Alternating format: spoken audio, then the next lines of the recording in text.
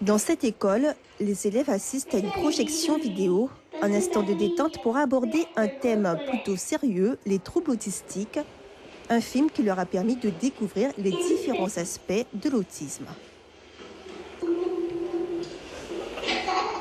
C'était bien parce que on a appris que c'est quoi leurs premiers problèmes de l'autisme et pourquoi ils sont comme ça.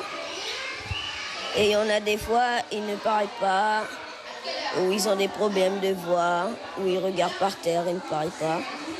C'est comme ça. J'ai bien aimé le film, il était intéressant. Ça expliquait bien comment un enfant autisme, s'il regardait en haut, en bas, qu'il aimait bien descendre des escaliers. Cette animation est organisée par le Centre de ressources autisme. Elle a un objectif bien déterminé. Le but était de sensibiliser autant les élèves que les instituteurs des écoles où il y avait justement des classes spécifiques TED pour apporter un maximum de réponses. Parce que quand on est face à un enfant que nous, on considère comme étant différent, c'est vrai que la différence, ça fait peur.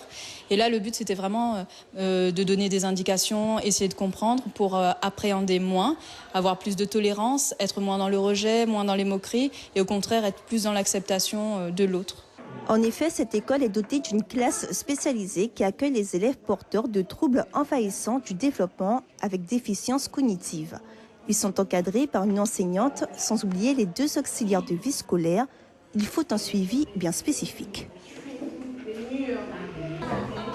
La particularité, c'est qu'il faut beaucoup d'images parce qu'ils n'ont pas forcément la parole. Donc on travaille beaucoup sur les pictogrammes, beaucoup avec les images. Et il faut partir également de leur centre d'intérêt parce que leur mémoire, leur capacité d'attention, est très limitée. Donc je pars souvent de la musique ou des arts visuels. Ça leur permet de rester plus concentrés sur la tâche. Il faut savoir aussi que les enfants autistes n'aiment pas du tout l'inconnu, n'aiment pas le changement. Donc toujours leur donner un environnement bien stable, bien figé. Cette année, d'autres classes spécialisées pour ces porteurs de troubles autistiques ont vu le jour à Cayenne, Macouria et Saint-Laurent-du-Maroni.